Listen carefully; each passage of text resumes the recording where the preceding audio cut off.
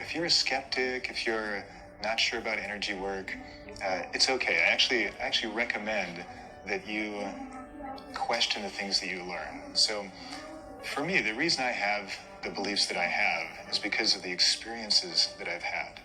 And when I share those experiences with you, hopefully you get some ideas and you'll go have some similar experiences to base your beliefs on. But I actually think that it's a little bit naive or a little bit foolish to just listen to my experiences and then base your beliefs solely on my experiences. So if you're skeptical, I just want to say, I gotcha, I'm that way too, but these are my actual experiences that built these beliefs up. All right, so, and I'm telling you that because this one might be a little far out for some people, a little bit of a stretch. Now, this technique that I use, this is so powerful, and what I use it for is helping me to manage complexity.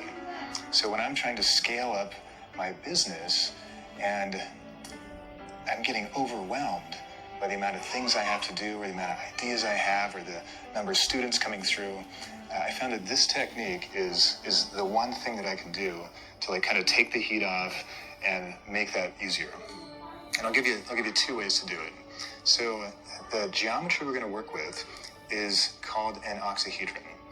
And when I say geometry, I'm not talking about a physical object. I'm talking about a three-dimensional construct that you can create using your mind.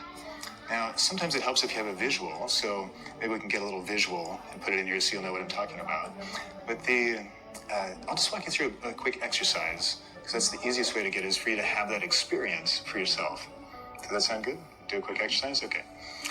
All right, so it's very simple. So just close your eyes. And I want you to imagine that there is a flower, like a rose, that's right out in front of you, maybe about arm's length out in front of you. Maybe you can visualize that. Maybe you can just kind of feel it. What we're doing is we're working on that point that's straight in front of you. The rose is actually not the important part. Okay, so now that you got that, I want you to imagine you could place a rose directly behind you at about the same distance, so kind of about arm's length behind your body. So you got these two roses. And then imagine that you're going to create one on the right side and on the left side of your body. So just kind of imagine, just visualize this, feel this around you. Okay, good. And now you're going to connect those roses to each other. It's going to make kind of like a diamond shape around your body. So just in your mind, just visualize this line of energy.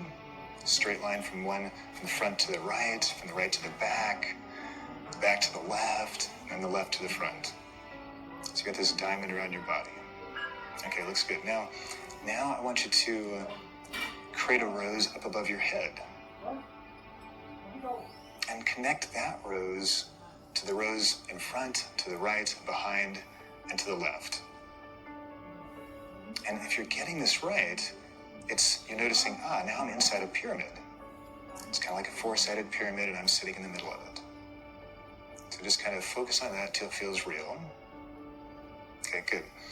Now, imagine that there's a rose down below you beneath your feet. And connect that rose with straight lines to those points on the front, the right, behind you, and on the left. So now you've got a pyramid pointed up, a pyramid pointed down. And as you do that, I want you to notice what starts to happen to you right now. Because you've created a very powerful container for energy. And this is one of the fundamental geometries of how space-time divides. And I've done some scientific research that's outside the scope of this talk. But if you want to read more about that, you tune into maybe Nassim Haramein and these teachers that are very in-depth scientists in this field. But for now, just have the feeling. Because it's the experience, not the mental experience, the actual experience that's going to change you. Okay, very good. All right, so now that you understand that geometry, I want you to think of a project, think of something that's you're working on that might feel a little bit overwhelming. It might feel like you've sort of become your project, right? So for me, if I'm teaching, sometimes I can't stop thinking about the next class. I can't stop thinking about work. But I need to sleep. I need to have a personal life. So just imagine a situation like that for you. Okay. And now what you're going to do is I want you to notice, where is that thought? Where is that activity where you're thinking about that project? Is it inside that container that you created, inside that geometry? Is it inside your body? My guess is yes. If you're feeling it, if you're thinking about it, it's inside of you. You've become the energy of your project.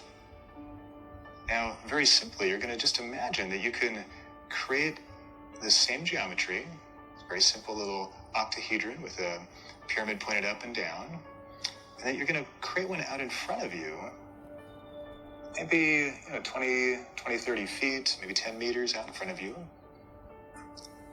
And that geometry, that location, is where all that project excitement is going to go. So you're just going to feel it leaving your personal space, moving out into something just as powerful, but it's going to give you a little bit of private space for you. So just feel that energy moving out, and really let yourself see that geometry that you're putting it into. Because if you can see it, it's more powerful. When I say see, remember, you can think imagine, you can think create. It's not, doesn't have to appear physically. Okay, very good. And then the next step on that is, when you think about your project, I want you to do two things, okay? I want you to remember, where did you put your project, right? So maybe I wake up in the morning, I've been feeling great, I need to get to work, but I'm kind of thinking more about something else. Not thinking about that project anymore, but I really need to focus on it. Because I've separated it from my space, I feel a little distance. So what you do is you just remember, where did I put it? I put it out here. I put that space out. I put it on the left side. I put it far out. And you just grab that geometry and you just bring it back around you. And essentially what you're doing is just like this, you'll notice that, boom, it's back on. I'm tuned into the students, I'm tuned into the class. That fast activity that was happening in my mind that I wanted to stop is now back on, because now I want it. Now I'm going to go back to work. And what's so cool about this is, when you start getting used to this, you start to have multiple projects in the space around you. And you can tune in very quickly. You can just take one kind of off the shelf, fire it up in your body, energize it, and then you know how to take it out and let it kind of go on its own.